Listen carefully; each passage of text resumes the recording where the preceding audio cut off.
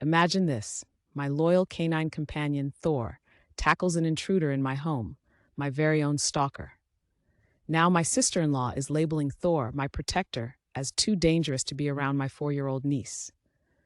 Is my world spinning out of control? My last post sparked more reactions than I could have anticipated.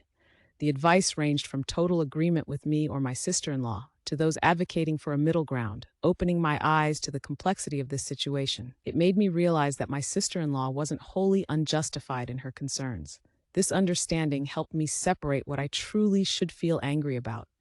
Despite some mocking my attachment to Thor, the majority saw reason in my actions as a recent survivor of a violent attack. You know what? They were right. Why should anyone dictate my reactions after nearly being kidnapped from my own home? This validation was incredibly uplifting. My conclusion?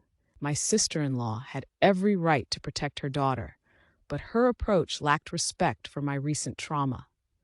With both sets of parents willing to babysit, they could have simply left my niece with them during visits.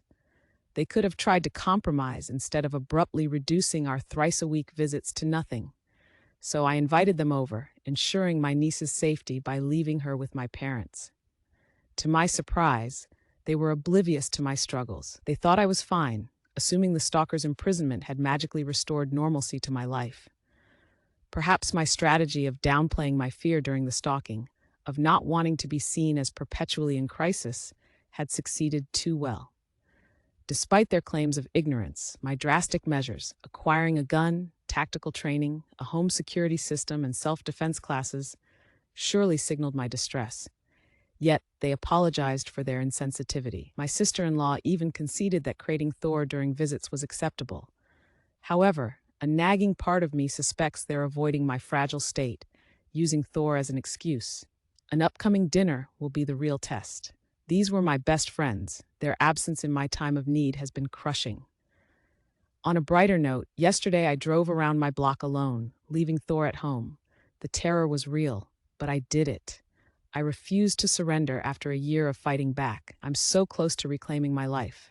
So things are improving with my brother and sister-in-law, but their continued support remains uncertain. Now I lean on my friends, who've been remarkable pillars of strength.